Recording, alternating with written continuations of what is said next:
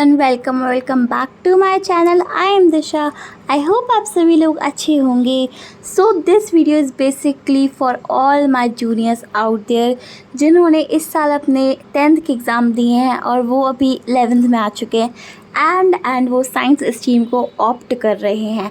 Like maths भी हो सकता है, बट बेसिकली मैं बायोलॉजी के बारे में बताऊंगी, यानी कि PCB के बारे में। एंड मतलब आप लोग सोच रहे होंगे कि मैं सिर्फ यही बताऊंगी कि नीट में कैसे करना है या फिर 11th में कौन सी गलतियां नहीं करनी है।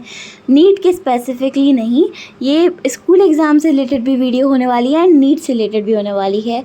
वही गलतियां बताऊंगी जो मैंने करी, जो मैंने देखी हैं, जो मैंने एनालाइज करी हैं, यानी कि पूरी 11th की जर्नी में। लाइक सब ये बोलते हैं 11th बर्बाद। भाई 11th बर्बाद होती क्यों है, किस लिए होती है, और क्या मेरी भी 11th बर्बाद रही थी या रही है? तो ये सब मैं तुम्हें बताऊंगी, इन कौन सी गलतियाँ तुम्हें अपनी 11th में बिल्कुल नहीं करनी है। तो ये सब बताने वाली हूँ मैं तुम्हें।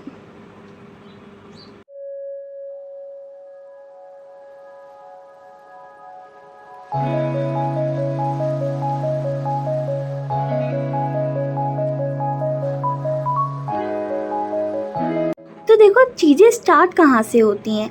आप एक बैच तो ले लेते हो, ठीक है, उसके बाद आपका मोटिवेशन 1 वीक तक होता है, 2 वीक तक होता है। उसके बाद सब यही करते हैं कि ठीक है, एक लेक्चर नहीं लिया, बाहर चले गए, कल ले लेंगे, फिर एक और नहीं लिया, परसों ले लेंगे। एंड मैं एक चीज़ बताऊँ, साइंस में अगर तुम लाइक सब सब्जेक्ट में ऐसा ही होता है कि अगर तुमने पहला लेक्चर नहीं लिया तो तुम दूसरे लेक्चर पे नहीं आ सकते कैसे भी करके। तो भाई तुम उसको पाइलअप करने में लग जाओगे, यानी कि एक नहीं लिया तो दूसरा ले लेंगे, दूसरा नहीं लिया तो तीसरा ले लेंगे, एंड पीछे छूटती जाएगी तुम्हारी चीज़ें। इसका कंक्लूजन ये निकलता है कि अगर तुमने कोई बैच लिया है या फिर तुम ऑफलाइन जाते हो, तो देखो ऑफलाइन तो तुम्हें जाना पड़ेगा, उसमें एक अलग ही वो रहता है सिस्टम, बट मैं बेसिकली ऑनलाइन की बात कर रही हूँ। अगर तुमने कोई एक स्पेसिफिक बैच ले लिया अपनी 11th के लिए एंड अपनी नीट के लिए, तो तुम्हें उस बैच में कंसिस्टेंसी दिखानी है। देखो अगर जंग जो है, अगर आपकी जो रेस है वो लंबी है ना, तो आपको स्टार्ट स्लो करना पड़ेगा। आई मीन अगर तुम डेली सिर्फ लेक्चर्स लोगे, लेक्चर्स के बाद सिर्फ DPP लगाओगे एंड रिवीजन करोगे ना, धीरे धीरे अगर अपने स्टडी आवर्स को इंक्रीज़ करोगे, देखो एक दिन 12 घंटे सब पढ़ लेते हैं, ठीक है, अपने आप को पुश कर लोगे, कॉफ़ी पी लोगे, सब कर लोगे एक दिन के लिए, बट वो 12 घंटे पूरे एक महीना वो नहीं कर सकता कोई, और उसी को कंसिस्टेंसी कहा जाता है। देखो सिंपली ये है कि अगर आपने कोई बैच लिया है तो आपको उसको फॉलो करना है। भाई you have invest some money in this ना, तो आप अच्छे से उस बैच को फॉलो करो, लाइव लेक्चर्स को स्किप नहीं करो। अगर देखो तुम्हारे अंदर वो आदत है कि भाई मैं अपने लाइव लेक्चर्स को स्किप कर देता हूँ या कर देती हूँ, तो तुम्हें लाइव लेक्चर्स ही लेने चाहिए, क्योंकि लाइव लेक्चर्स में क्या होगा, टीचर तुम्हारे सामने होगा, पोल होंगे, इंट्रैक्शन होगा, एंड तुम्हें लगेगा यार अगर टीचर पढ़ा रहा है तो मैं भी तो बैठ सकता हूँ ना। 1 घंटे 45 मिनट की क्लासेस ना, ऑलमोस्ट 2 घंटे की एक क्लास होती है सब बैचेस में, वो आराम से निकल जाती है, पता नहीं लगता है। बट वही 1 घंटे 45 मिनट की क्लास तुम्हें रिकॉर्डिंग देखने में ना मौत आती है, सच में।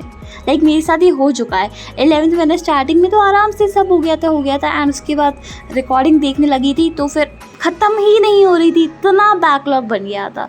तो अभी देखो टाइम है, इनिशियली स्टार्ट हो रहा है, और पता है तुमसे मैम या सर सब यही बोलेंगे कि बेटा अभी आपके पास 2 साल है। हमसे भी यही बोला था, हमारे पहले बच्चों से भी यही बोला था, सबसे यही बोलते हैं, बट वो 1-2 साल 1 साल कब बन जाता है पता नहीं चलता।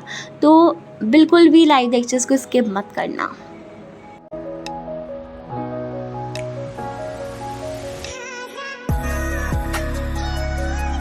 तो नेक्स्ट चीज़ है जो कि मेजॉरिटी ऑफ बच्चे करते हैं, एक टीचर को फॉलो नहीं करना। देखो अगर तुम एक टीचर को फॉलो नहीं करोगे ना, तो तुम बार बार एक ही चैप्टर ना 100 टीचर्स से पढ़ लोगे, वो चैप्टर तुम्हारा स्ट्रांग हो जाएगा, बट आगे का कुछ नहीं हो पाएगा। तभी अब तुम्हें अपने टीचर्स को सबसे पहले डिसाइड करना है कि तुम्हें ये सब्जेक्ट इस टीचर से समझ आ जाता है। अभी के लिए अराउंड तुम्हारे बैचेस चेंज हो जाएंगे, टीचर्स सारे चेंज हो जाएंगे, तो तुम्हें अपने टीचर्स को समझना पड़ेगा कि कौन से टीचर से तुम्हारी फ्रीक्वेंसी जो है मैच हो रही है, नहीं हो रही है। यूट्यूब पे सबके लेक्चर्स अवेलेबल हैं, तुम पहले उनसे थोड़ा सा पढ़ के देखो, तुम्हें उनका समझ आ रहा है, तुम्हें उनका नहीं समझ आ रहा है, तो टीचर एक ही रखो एंड हर सब्जेक्ट के लिए एक टीचर रखना है। एंड उसके बाद तुम्हें रिवीजन के लिए तुम दूसरे टीचर्स को प्रेफर कर सकते हो, बट जो होता है ना कॉन्सेप्ट क्लियरिटी सबसे पहले इंपॉर्टेंट है, उसके लिए तुम्हें एक ही टीचर रखना है।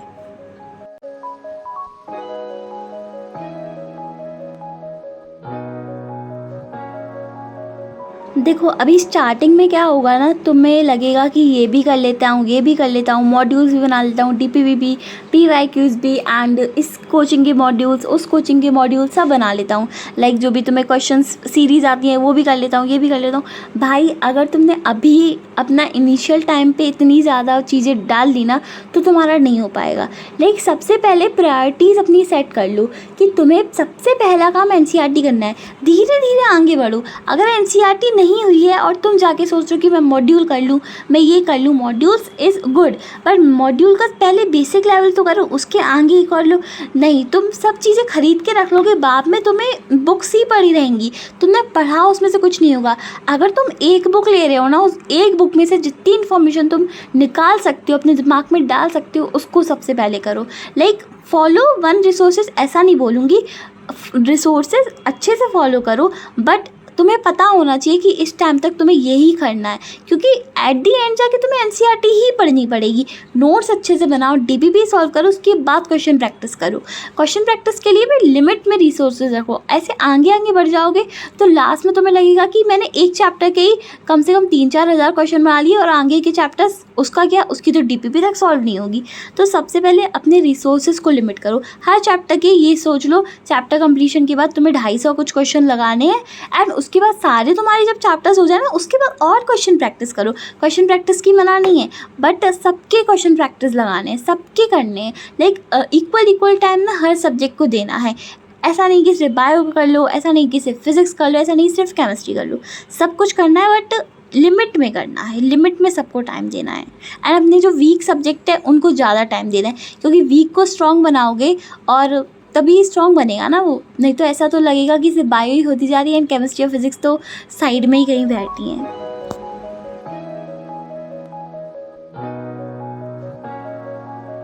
देखो इसमें तुम्हें ना अभी कोई दिक्कत नहीं आएगी, बट जैसे ही तुम्हारे स्कूल के हाफ ईयरली फाइनल एग्ज़ाम होंगे तुम्हें बहुत ज़्यादा डर लगेगा, लिटरली में बहुत ज़्यादा। ऐसा मेरे साथ हुआ भाई, जब मैंने लाइक 3-4 महीने अपने क्वेश्चन प्रैक्टिस की आदत ही छोड़ दी। लाइक अब देखो नीट में मैं ये बताऊंगी कि तुम्हें कॉन्सेप्ट आना चाहिए, उसके बाद ट्रिक्स आनी चाहिए कि तुम्हें कैसे कैसे करना है, कितना जल्दी आंसर निकालना है। बट स्कूल एग्ज़ाम भाई देखो, स्कूल एग्ज़ाम का भी तुम्हें अच्छे से करना है एंड आंसर्स को अच्छे से लिख के देखना। लाइक जैसे ही तुम्हारे बायोलॉजी के चैप्टर्स कंप्लीट होते जाएँ, उनकी एटलीस्ट इंडेक्स क्वेश्चन जो होते हैं ना चैप्टर्स के बाद वाले, वो प्रैक्टिस कर लोगे ना तो भी तुम्हारी आदत अच्छी बनी रहेगी। क्योंकि तुम सोचो चलो 11th तो तुम कैसे भी निकाल लोगे, बट 12th में तो बोर्ड देने हैं ना। अभी से ही अगर आदत छोड़ दोगे तो फिर क्या होगा, ऐसा हो चुका है। लाइक मैंने तो अपने स्कूल एग्ज़ाम दिए थे तो मेरी आदत नहीं छूटी है, बट मेरे ऐसे बहुत फ्रेंड्स हैं जिन्होंने अपने स्कूल एग्ज़ाम ही नहीं दिए, तो भाई उनकी तो पूरी आदत छूट गई है ना। तो तुम लोग अपनी आदत को मत छूटने देना। लाइक क्वेश्चन प्रैक्टिस करते रहना, दिन पे दिन करते रहना। ऐसा सोचो कि नहीं अभी छोड़ देता हूँ बाद में, तो बात तो कभी आती ही नहीं है।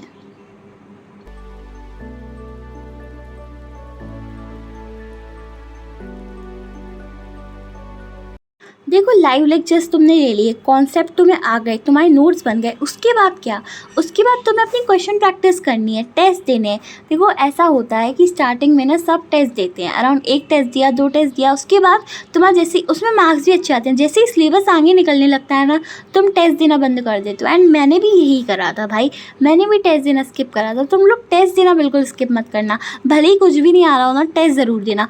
एटलीस्ट तुम्हें थोड़ा तो कॉन्फिडेंस आएगा कि भाई अगर मैंने कुछ भी नहीं पढ़ के इतने मार्क्स ला लिए तो अगर मैं पढ़ने लग गया या पढ़ने लग गई तो मेरे कितने मार्क्स आ जाएंगे। एंड क्वेश्चन प्रैक्टिस जैसे कि मैंने कहा कि जैसे ही तुम्हारा जैसे चैप्टर ख़त्म हो, टीचर्स भी क्वेश्चन प्रैक्टिस करवाते हैं क्लास में, लाइव सेशन करते हैं, तो तुम लोग उनके साथ क्वेश्चन प्रैक्टिस करना, खुद से क्वेश्चन प्रैक्टिस करना। बट फर्स्ट थिंग अपने नोट्स अच्छे से बनाना। नोट्स अच्छे से बनेंगे तो तुम्हें रिविजन करने में बहुत आसानी होगी। अगर तुम नोट्स गंदे बनाओगे ना तो तुम्हें लगेगा कि यार मुझे किसी के नोट्स मिल जाए। एंड देखो खुद के नोट्स से अच्छे ना किसी के नोट्स नहीं होते, तो नोट्स खुद से बनाने हैं, क्वेश्चन प्रैक्टिस खुद से करनी है। भाई देखो करना तो सब खुद से ही है। एंड 11th वालों के लिए भी यही है, अगर वो सोचे कि नहीं मैं ऐसे नहीं करता हूँ अभी मौज मारते हैं, तो भाई अगर तुमने 12th में भी तुम्हें सबसे पहले 11th के कॉन्सेप्ट आएंगे। नीट में तो दोनों का काम होता ही है 11th 12th का, बट जो तुम्हारी 12th बोर्ड है ना उसमें भी तुम्हारे 11th के कॉन्सेप्ट यूज़ होंगे। 1 साल बाद तुम्हें खुद को रियलाइज़ हुआ यार मुझे अब 11th भी फिर से पढ़नी पड़ेगी, तो अभी से पढ़ लो अच्छे से। तो या गाइस इस वीडियो में इतना ही। अगर तुम्हें वीडियो समझ आई है, जो जो मैंने बताया उसको फॉलो करना अच्छे से एंड अपनी 11th को स्ट्रॉन्ग बनाना। लाइक देखो 11th मोस्ट ऑफ दी बच्चों की ख़राब हो जाती है, बट डरने की बात नहीं है। 11th चेंज है, बहुत बड़ा चेंज है। धीरे धीरे करो, स्टार्ट स्लो करो, आगे चल के कंसिस्टेंसी बन जाएगी। And yeah thanks for watching, bye bye, meet you all soon.